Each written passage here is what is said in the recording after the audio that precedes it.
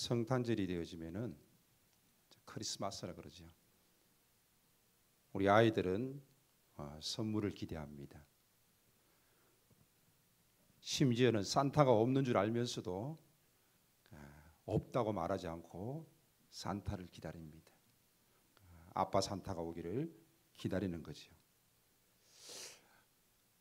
여러분은 성탄절에 받아본 선물 중에서 가장 기억에 남는 것은 어떤 선물입니까?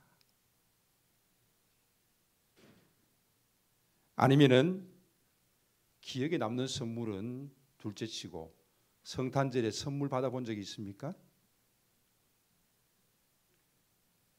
아니면은 성탄절에 선물을 준 적은 있습니까?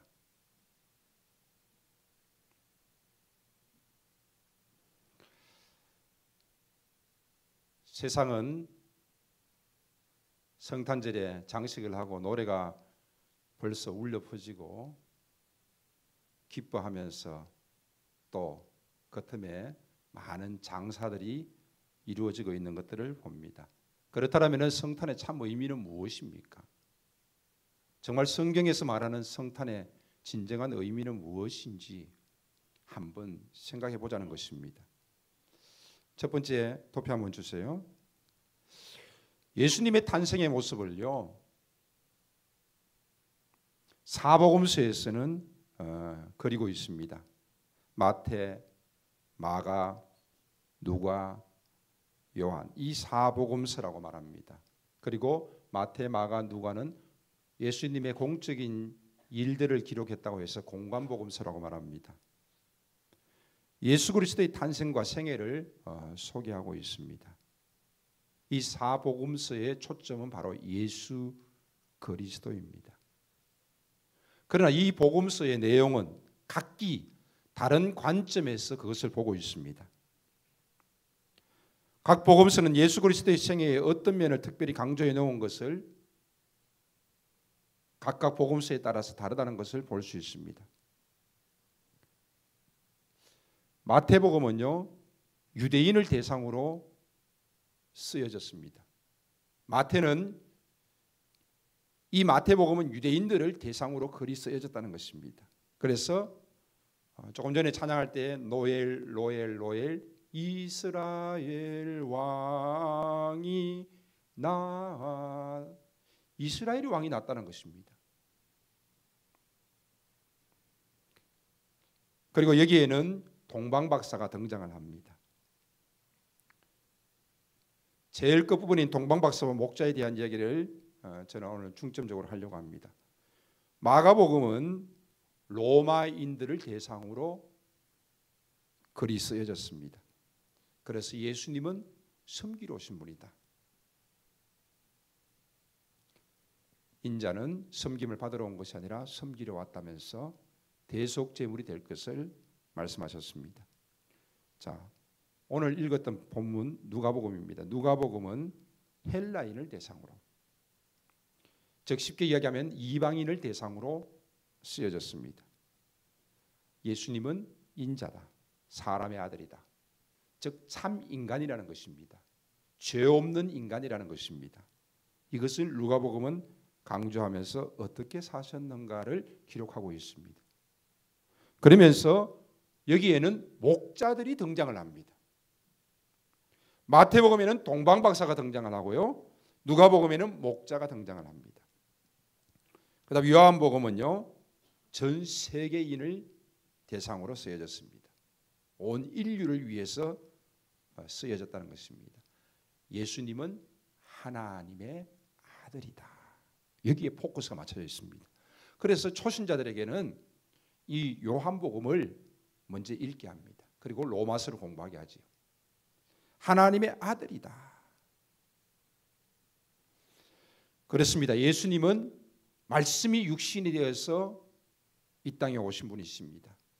그 말씀은 하나님이시다. 즉 예수님은 하나님이시면서 하나님의 아들이신 것을 말하고 있습니다. 여기서 예수님은 무엇을 가르치셨는가에 대해서 기록하고 있습니다. 자, 제가 오늘 설교하면서 중점적으로 이야기하려고 하는 것은 동방박사와 목자들입니다. 마태복음에는 동방박사가 기록되어 있고요. 마가복음에는 목자들이 기록되어 있습니다. 자, 그러면 예수님이 나섰는데 누가 축하하러 왔습니까? 누가 경배하러 왔습니까? 수민? 누가 왔지? 하민? 예, 고개 밑으로 숙이면 제가 뭐 질문을 막 던지겠습니다. 하민, 누가 왔을까? 이까지 들리도록. 동방박사가 왔을까? 목자가 왔을까? 대답 안 하면 다 기다리고 있어. 빨리 해야 돼. 1초면은 100명이면 100초야. 빨리. 누가 왔을까? 동방박사. 수민이는? 빨리 이야기해. 자, 성경에 보니까 동방박사도 왔고요. 목자도 왔어요. 자, 그렇다라면은 이들이 동시에 왔을까? 아니면은 동시에 오지 않았다라면은 그 차이가, 그 시간의 차이가 얼마일까? 목자들이 오고 난 다음에, 가고 난 다음에 동방박사들이 왔을까? 누가 먼저 왔을까? 누가 늦게 왔을까? 얼마나 늦게 왔을까?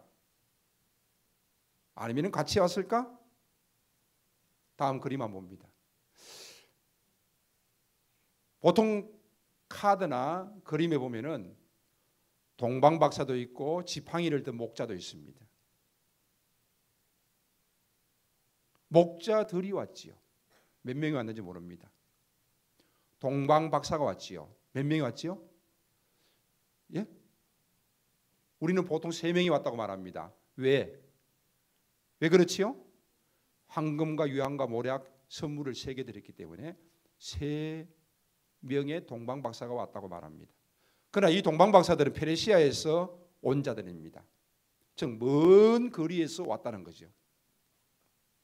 그렇다면은 먼 거리에서 예루살렘을 거쳐서 베들레헴까지 오기까지 결코 적은 수가 이동하지 않았다는 겁니다. 왜? 그 당시에는 곳곳에서 도적들이 많았고요. 뺏어가면 자기가 임자입니다. 재물도 그렇고 또 여자와 아이도 그렇고, 그렇기 때문에 자기를 보호할 수 있는 어느 정도 규모가 되는 수가 이동을 했다라는 것입니다. 그렇다라고 보면은 선물은 3개지만은 동방박사들이 3명이 왔다는 것은 전혀 근거가 없습니다. 단지 선물이 3개이기 때문에 3명을 보통 이렇게 그려놓고 있습니다. 목자도 역시 마찬가지입니다. 자, 동방박사는 몇 명인지 모른다. 하여간 그 수는 얼마가 되는지 모르고 그 일행도 얼마가 되는지 성경은 기록하고 있지 않다. 정확하게 기록하고 있는 것이 있다라면은 황금과 유향과 모략, 이 선물은 3가지였다라는 것입니다. 자, 마태복음 2장에 보면은요, 11절에 보니까 집에 들어가 아기와 그의 어머니 마리아가 함께 있는 것을 보고 엎드려 경배하고. 자, 마태복음 2장은 누가 경배하는 거지요? 동방박사들입니다. 동방박사들이 구유에 누워 있는 아기를 봤다고 그랬습니까? 아닙니다. 구유라는 말이 안 나옵니다. 여기는 그냥 아기라는 말로 기록되어져 있습니다. 그러나 이 아기라는 말은 누가복음에 기록되어 있는 아기와 좀 다른 아기입니다. 누가복음에는요, 목자들이 아기를 경배했습니다. 이 아기는 베이비입니다. 진짜 아기. 태어난 지 얼마 되지 않는 아기. 그러나 마태복음에 기록되어진 이 아기는요, 우리 한글에는 아기라고 되어 있는데 영어 성경에는 영입니다. 영. 어린 아이입니다. 유년, 어린이, 이런 단어를 사용하는 것을 보면은 동방박사들은 먼 거리에서 왔기 때문에 결국에는 아이가 2살이 되었는지 3살이 되었는지 4살이 되었는지 알 수 없지만은 어린아이라는 것입니다. 벌써 자랐다는 거죠. 결국에는 목자들은 아기가 태어났을 때 구유에 있을 때 경배했고, 동방의 박사들은 오랜 시간, 오랜 여행 후에 이들이 아기를 찾아와서 경배했다라는 것을 알 수가 있습니다. 먼 거리에서 온 이들은 그 당시에 비행기가 있는 것도 아니고 자동차가 있는 것도 아니고 그냥 며칠 만에 올 수 있는 거리가 아닙니다. 그래서 페르시아에서 예루살렘까지 상당한 거리를 그들은 걸어서 왔다라는 것입니다. 짧게는 6개월, 길게는 2년, 그 이상을 보는 학자들도 있습니다. 아기가 줄곧 구유에 누워 있어야만 되는 것입니까? 여관에 있어야만 되는 것입니까? 그렇지 않습니다. 아기는 이제 더 이상 구유에 있지 않습니다. 베들레헴에서 자라나는 아기, 어느 한 집에 아기는 지금 자라나고 있었던 것입니다. 마태복음 2장에 나타난 이 사건을 어떻게 이해하면 옳을까요? 동방박사들이 맨 처음 별을 보았습니다. 그때는 언제일까요? 아마 예수님이 탄생했을 때일 것입니다. 민수기 24장 17절에 이런 말씀이 있습니다. 내가 그를 보아도 이때의 일이 아니며 내가 그를 바라보아도 가까운 일이 아니로다. 한 별이 야곱에게서 나오며 한 규가 이스라엘에게서 일어나며 모압이 이쪽에서 저쪽까지 쳐서 무찌르고 또 셋의 자식들을 다 멸하리로다.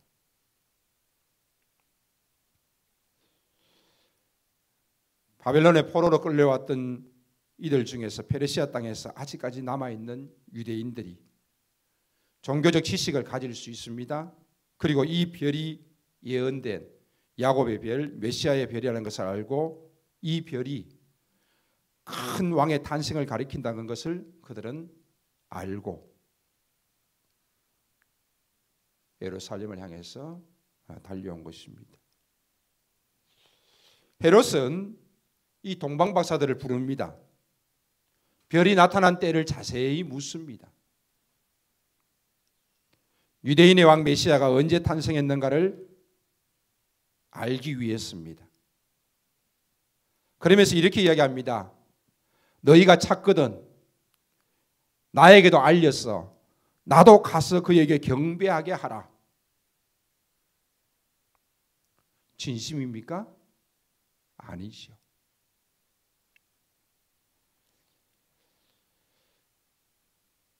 헤롯은 이스라엘의 왕이 태어났다는 것은 자기의 세력에 반대되는 세력입니다. 그래서 경배하려고 하는 것이 아니라 죽이려고 했던 것입니다. 이 헤롯이 언제 죽은지 아십니까?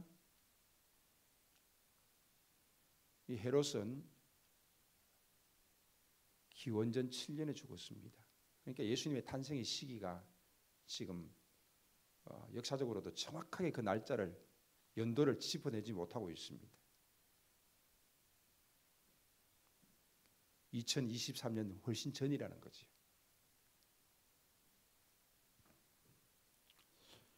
그런데 주의 사자가 요셉에게 나타났습니다. 헤롯이 아기를 찾아서 죽이려고 하니 일어나 아기와 그의 어머니를 데리고 애굽으로 피하라. 하나님께서는 요셉에게 미리 피할 것을 명령하셨습니다. 헤롯의 계획은 수포로 돌아갔습니다.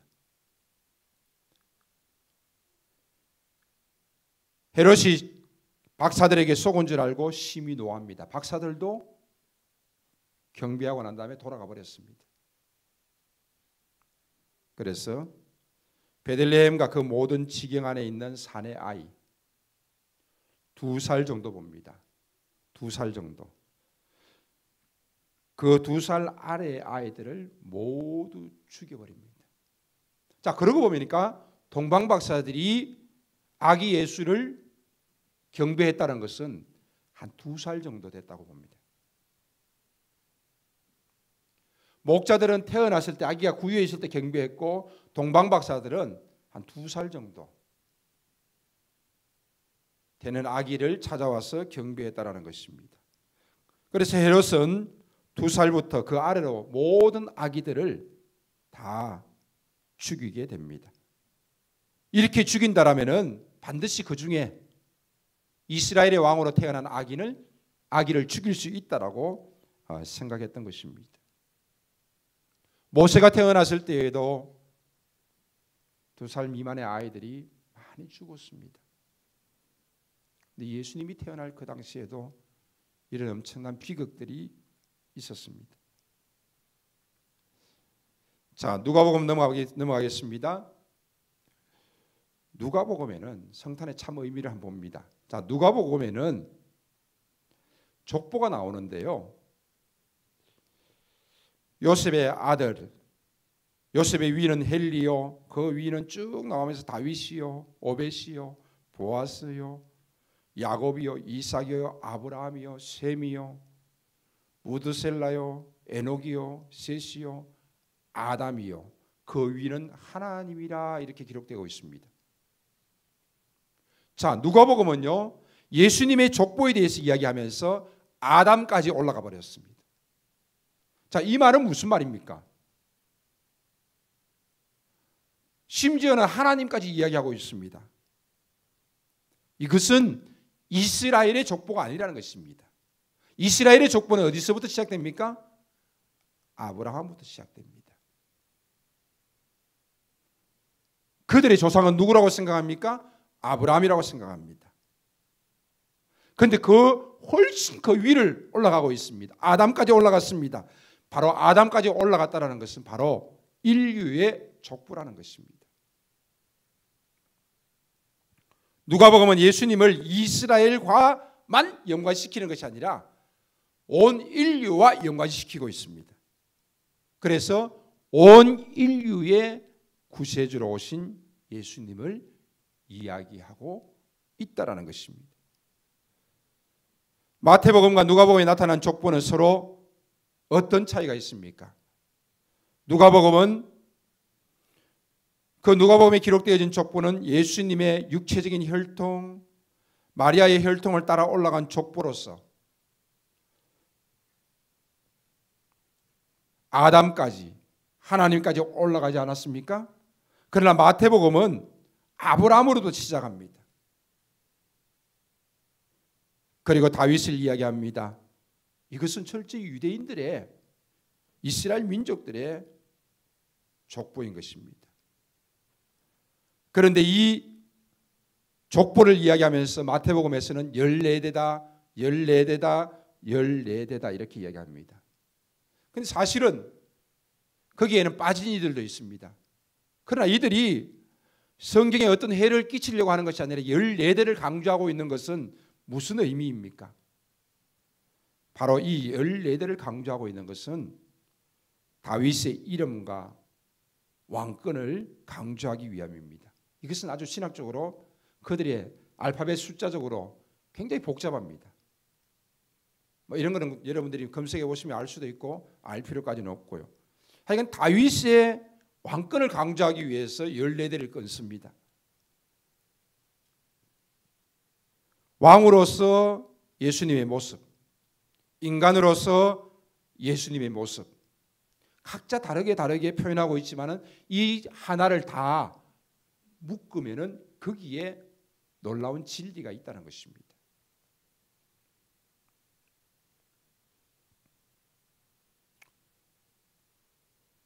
누가복음 족보에 누가복음 2장 오늘 본문 말씀에 보면은 동방박사가 나옵니까? 안 나옵니까?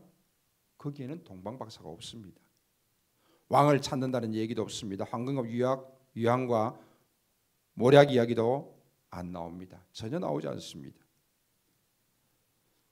누가복음 2장에 보면은 구유에 누웠으니 탄생하신 아기 예수를 경배하게 되어집니다. 바로 8절에 보니까 목자들이 등장을 합니다.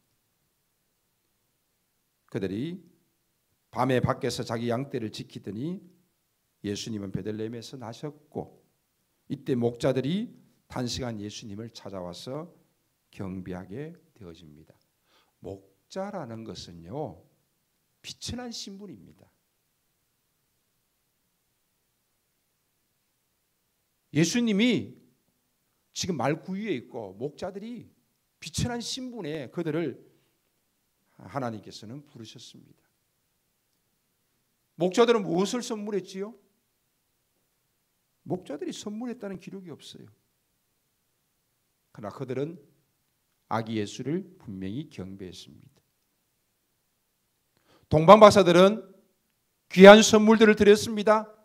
그들 역시 아기 예수를 분명히 경배했습니다.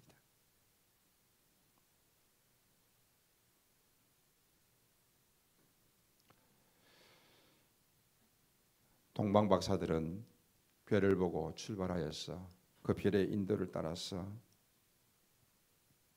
아기 예수를 찾아와서 경배를 드리게 되어지고, 그들은 경배 후에 자기의 길을 돌아가게 되어집니다.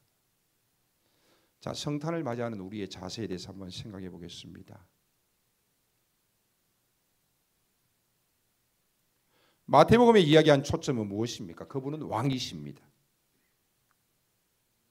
누가복음에서 말하고 있는 내용은 무엇입니까? 그분은 참 인간이라는 것입니다. 즉 무슨 말입니까? 죄 없으신 인간이라는 것입니다.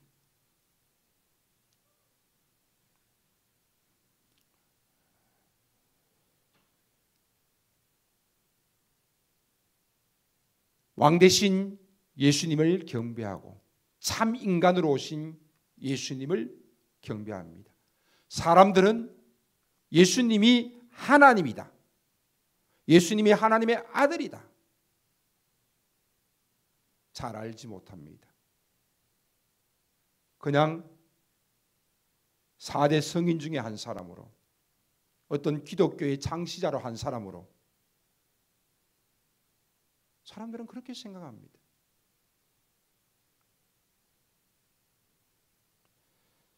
성경 사복음서 예수님에 대한 기록들이 그렇게 많이 있는데, 성경에서 성탄을 축하해라, 성탄을 기억해라, 이런 말이 있습니까? 예수님의 탄생에 대한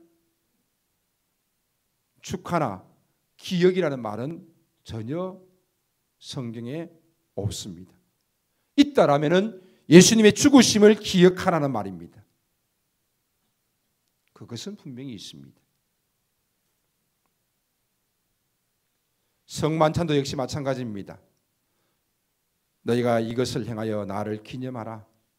십자가에서 우리를 위해 돌아가신 예수님, 그분의 죽으심을 기억하라는 것입니다.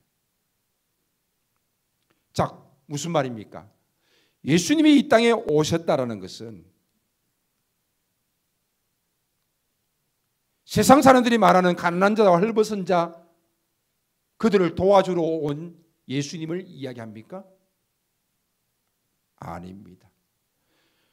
십자가에서 죽으신 예수 그리스도를 우리는 알고 있기 때문에 그분의 오심을 우리는 경배하는 것입니다. 예수님이 왜 탄생하셨습니까? 그분은 죽기 위해서 이 땅에 오셨습니다. 인자가 온 것은 섬김을 받으려 함이 아니요 섬기러 왔다. 대속 제물이 되기 위해서 오셨다라고 그분은 말씀하고 있습니다.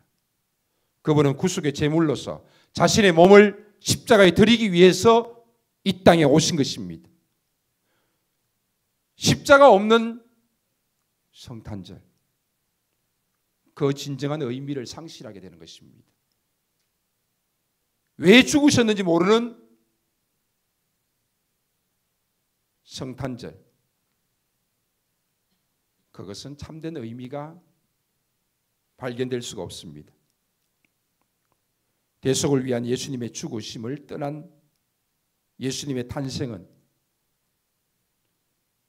진정한 의미를 모두 다 빼앗아가 버리고 맙니다. 다시 말하면은 크리스마스 성탄절은 어떤 날입니까? 죽기 위해서 이 땅에 오신 예수님입니다. 예수님이 죽기 위해서 오신 날인 것입니다. 성탄절은 나를 위해서, 나를 대신하여서, 나의 죄를 위해서 대속제물이 되기 위해서 이 땅에 오신 예수님이십니다. 그분은 인간의 몸을 입고 오셨습니다. 그것이 참 겸손입니다. 성육신의 그 신비한 비밀이 있는 것입니다. 그분은 왕으로 오신 것이 아니라 말 구유의 한 아기로 오셨던 것입니다. 또한 그분은 아이로 오셨습니다. 한 아기로 태어나서 이 땅에 오셨다는 것은 진정 그분의 겸손의 모습입니다. 그분의 삶 역시 마찬가지입니다. 섬기러 오셨습니다.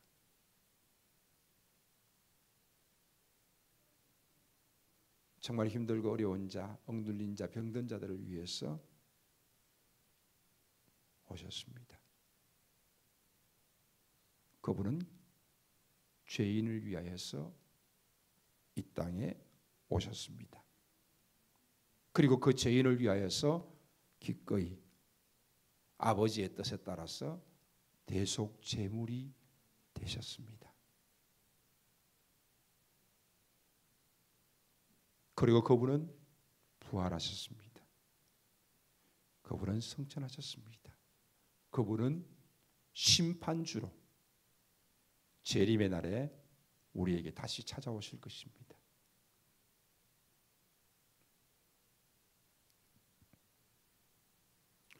예수님의 죽으심으로 말미암아서 우리는 하나님의 자녀가 되었습니다.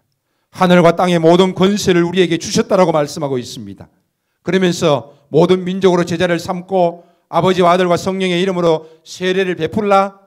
내가 너희에게 분부한 모든 것을 가르쳐 지키게 하라. 내가 세상 끝날까지 너희와 항상 함께 있으리라. 특별히 여기에서 내가 너희에게 분부한 모든 것을 가르쳐 지키게 하라. 무엇을 가르쳐 지키게 하는 것입니까? 누구에게 가르쳐 지키게 하는 것입니까? 두 가지 의미가 있습니다. 평상시에 예수님께서 하신 말씀들을 가르치는 것입니다. 그리고 그것을 지키게 하는 것입니다. 누구에게? 모든 이들에게. 그러나 유대인들은 이 말씀을 받을 때에 그들은 특별한 의미가 있습니다. 그들은 누구를 가르칩니까? 자기들의 자녀를 가르칩니다. 자기들의 자녀를 가르쳐서 자기들의 자녀들이 그것을 지키게 하는 것입니다. 자녀들에게 세례를 주고 자녀들의 진정으로 하나님을 제대로 알고 예수 그리스도를 제대로 알고 그렇게 살아가는 것으로 받아들이게 되는 것입니다. 그러므로 우리는 주님께서 마지막 우리에게 분부하신 이 명령들 앞에서 모든 민족으로 제자를 삼지 못할지언정 자녀를 제자 삼고 자녀를 가르치고 자녀들이 신앙생활을 할 수 있도록 신앙의 전수가 될 수 있도록 하는 이 작은 일에 우리는 최선을 다해야 된다는 것입니다.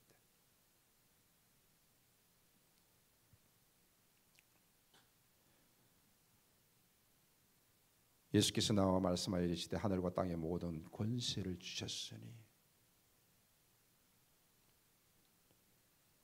너희는 가서 모든 민족을 제자 삼고 아버지와 아들과 성령의 이름으로 세례를 베풀고 내가 너희에게 분부한 모든 것을 가르쳐 지키게 하라. 볼지어다 내가 세상 끝날까지 너희와 항상 함께 있으리라.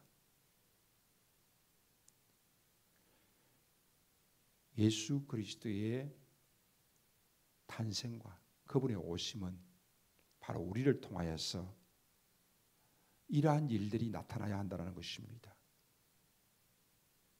모든 민족을 제자 삼고 또 우리의 자녀들을 제자 삼고, 그래서 D6가 말하는 가정과 교회가 함께하면서 세대 간의 제자 삼는 일들이 나타나야 되는 것입니다.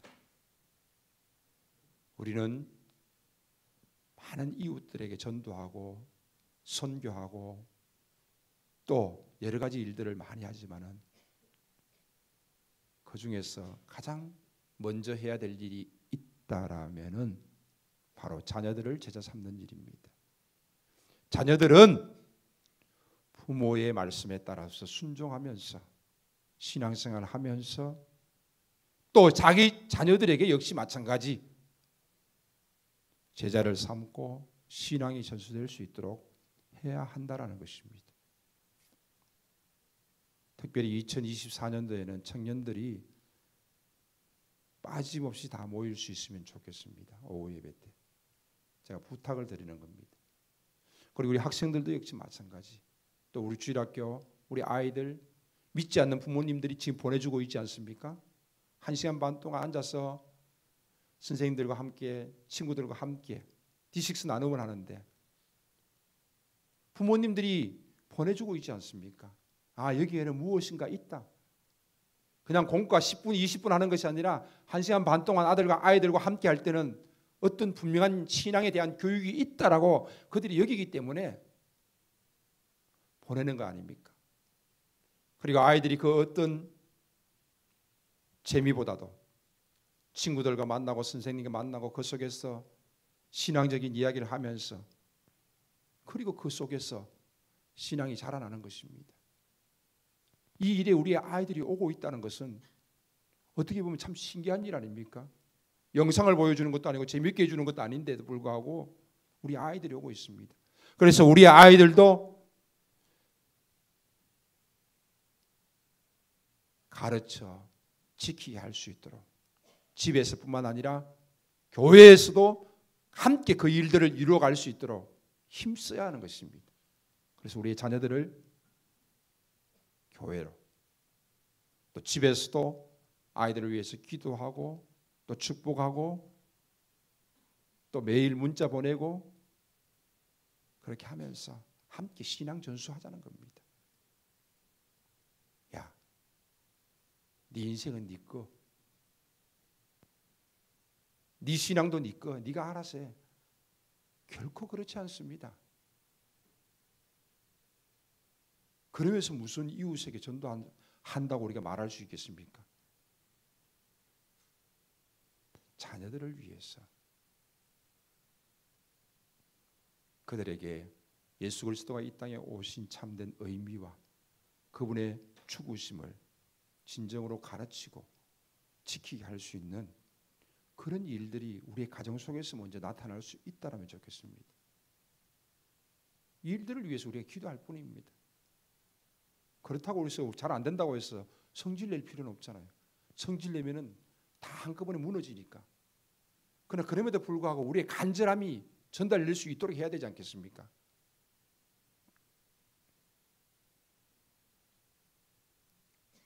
매일 문자 보내고 시간마다 문자 보내고 보든 안 보든 기도하고 또 함께하고 가정 예배 속에서 또 그 일들이 나타날 수 있다면 좋겠습니다.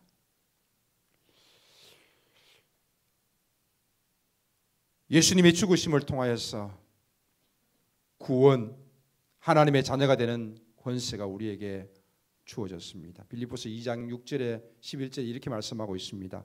그는 근본 하나님의 본체시나 하나님과 동등됨을 취할 것으로 여기지 아니하시고 오히려 자기를 비워 종의 형체를 가지사 사람들과 같이 되셨고 사람의 모양으로 나타나사 자기를 낮추시고 죽기까지 복종하셨으니 곧 십자가에 죽으심이라.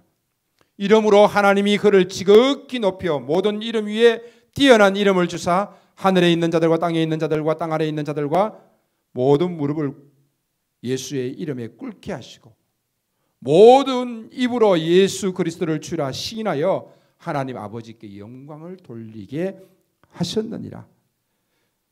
로마서 10장 9절에서 13절입니다. 내가 만일 내 입으로 예수를 주로 시인하며 또 하나님께서 그를 죽은 자 가운데서 살리신 것을 내 마음에 믿으면 구원을 얻으리라. 유대인이나 헬라인이나 차별이 없습니다. 한 분이신 주께서 모든 사람의 주가 되사 그가 부르는 모든 사람에게 부요하시도다. 누구든지 주의 이름을 부르는 자는 구원을 받으리라. 예수님으로 말미암는 구원, 그리고 이로 말미암아 주어지는 권세를 가지고 제자들은 모든 민족으로 제자 삼기 위해서 그들은 자신의 생명을 던졌습니다. 그러므로 너희는 가서 모든 민족을 제자 삼아 아버지와 아들과 성령의 이름으로 세례를 베풀고 내가 너희에게 분부한 모든 것을 가르쳐 지키게 하라. 이 말은 선교형뿐만 아니라 우리의 가정 속에서, 우리의 자녀 속에서 일어나야 될 이야기입니다. 그 어느 누구보다도 구원받고 하나님의 은혜에 감격하면서 하나님 앞에 감사하면서 살아가야 될 사람이 있다면 그것은 우리의 자녀라는 것입니다. 성탄에서 여러분 자녀들에게 줄 가장 좋은 선물, 돈도 아닙니다. 선물도 아닙니다. 바로 이것을 위한 우리의 간절한 마음을 우리의 자녀들에게 주는 것입니다. 내일 성탄 감사 예배 드리십니다. 자녀들이 함께 할 수 있으면 좋겠습니다.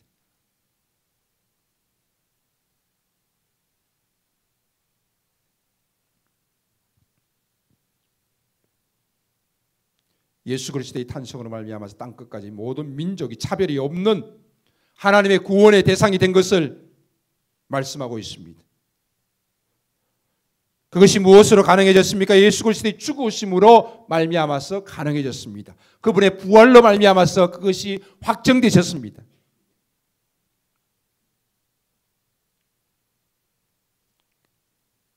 그러므로 우리는 날마다 십자가를 지고 나 역시 예수 그리스도를 따르며 세상에 대해서 죽어야 하는 것입니다. 하나님은 결코 우리가 세상에서 무엇인가 부유하게 살기 위해서 필요한 신적인 존재가 아닙니다. 하나님은 오직 경배와 찬양을 받으시기에 합당하신 그분, 내가 죽음으로 말미암아 내가 십자가를 지음으로 말미암아서 하나님께 그 영광을 돌릴 수 있어야 하는 것입니다. 그러므로 예수 그리스도가 오신 참된 의미를 아는 그 사람의 삶 속에서는 십자가가 있습니다. 겸손이 있습니다. 섬김이 있습니다. 남을 나보다 낮게 여기는 마음이 있습니다. 어떻게 하든지 간에 한 사람을 실족하지 않게 하고 그를 주께로 인도하기 위해서 자신을 낮춤이 있다라는 것입니다. 우리의 자녀를 전도하기 위해서, 자녀에게 신앙을 전수하기 위해서 얼마나 몸부림쳐야 합니까? 특별히 남편을 전도하기 위해서 얼마나 그것이 힘든다는 것은 아마 여러분 스스로 잘 알고 있을 것입니다.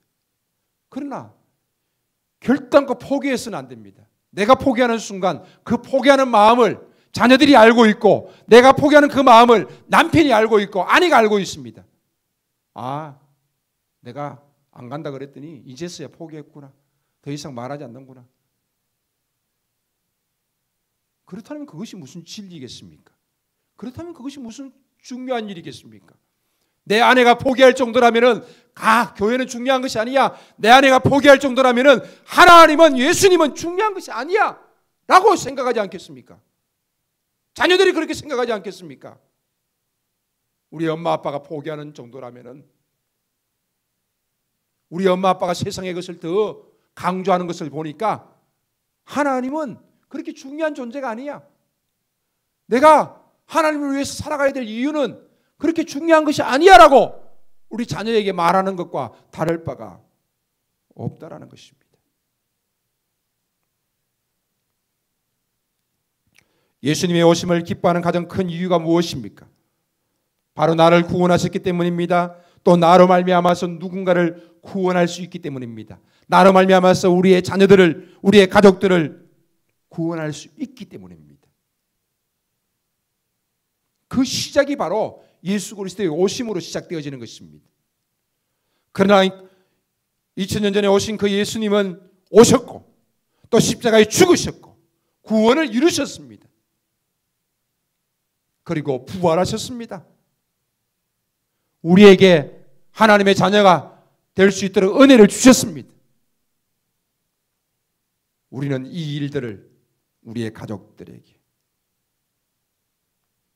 결단코 포기할 수 없는 우리의 가족들에게 전해야 합니다. 비록 그 일들이 바로바로 열매를 맺지 못한다 할지라도 그 전할 수 있는 그 마음 자체가 벌써 기쁨이 되어지는 것입니다. 성탄절의 가장 큰 선물은 무엇이라고 생각하십니까?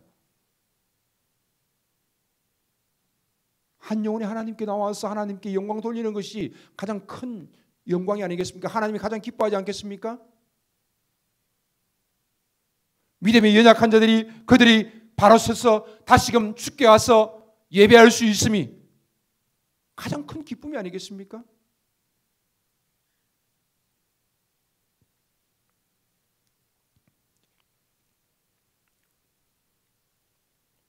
성탄절은 복음에 나타난 하나님의 의를 확인하는 날입니다. 바로 주인공 되시는 하나님의 영광을 확인하는 날입니다. 우리끼리 기뻐하고 우리끼리 선물 주고 그런 세상적인 날이 아닙니다. 성탄은 예수님의 오심을 알고 예수님의 십자가의 죽으심을 기억하면서 그 구원의 이루어짐, 우리에게 주신 그 은혜를 나누는 날입니다. 그리하여서 믿지 않는 자들이 전도되어지고 연약한 자들이 나로 말미암아서 다시 그 연약함을 딛고 일어설 수 있는 날, 바로 그 날이 성탄이 되어져야 되고 그것이 우리의 가장 큰 선물이 되어져야 될 것입니다. 세상 사람들은 즐겁게 찬양합니다. 노래합니다. 그러나 그들은 의미를 알지 못합니다. 그들은 그저 기뻐하고 있지만은 참된 의미를 알지 못하고 물건 하나 더 팔리는 것에 기뻐할 뿐입니다. 그러나 우리는 진정한 성탄의 의미, 하나님이 가장 기뻐하시는 것 무엇인가 다시 한 번 더 생각하면서 우리의 자녀들을 하나님 앞에 인도하고 가르쳐 지키게 하고 또 한 영혼 한 영혼을 주께로 인도하는 그 일들을 우리가 하나님 앞에 드려진다라면은 하나님이 그것을 가장 기쁘게 받으실 줄로 믿습니다. 성탄의 가장 참된 의미 다시 한 번 더 기억하시고 여러분 자신이 하나님 앞에 드려진 바 되어지고 여러분의 가족들이 여러분의 주변의 이웃들이 하나님께 드려진 바 될 수 있다라면 이보다 더 기쁜 일이 어디 있겠습니까? 이 기쁜 일들이 하늘에는 영광이요 땅에는 평화가 될 수 있기를 주의 이름으로 축복합니다. 아멘. 살아계신 하나님 아버지 감사합니다. 매년 맞이하는 성탄입니다. 예수 그리스도의 오심을 다시 한 번 더 우리가 생각하면서 나에게 베풀어 주신 그 구원과 은혜를 다시 한 번 더 감격하면서 이것들을 우리의 자녀들과 더불어서 우리의 가족들과 더불어서 함께 나눌 수 있게 하여 주시옵소서. 그래서 그것이 하나님께 가장 귀한 선물 되게 하여 주시옵소서. 이 시간도 찬양함으로 함께 고백하면서 기도하기를 원합니다. 주의 성령께서 함께 역사하시고 하나님이 홀로 영광을 받으시옵소서. 나의 고백이 나의 옆 사람에게 또 함께 나누는 은혜가 되게 하여 주시옵소서. 예수님의 이름으로 기도하옵나이다. 아멘.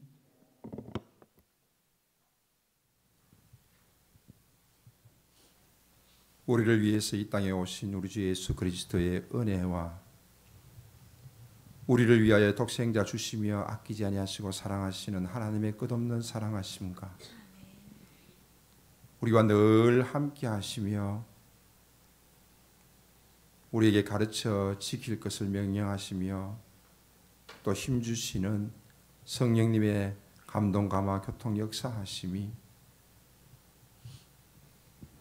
2023년 성탄을 통하여서 하나님께 영광을 돌리며 나아가기를 원하는 주의 사랑하는 모든 권속과 특별히 우리 자녀들과 가족들 가운데 또 하는 모든 일들과 계획 속에 주의 몸된 교회 위에 이제로부터 영원 무궁토록 함께 있을지어다.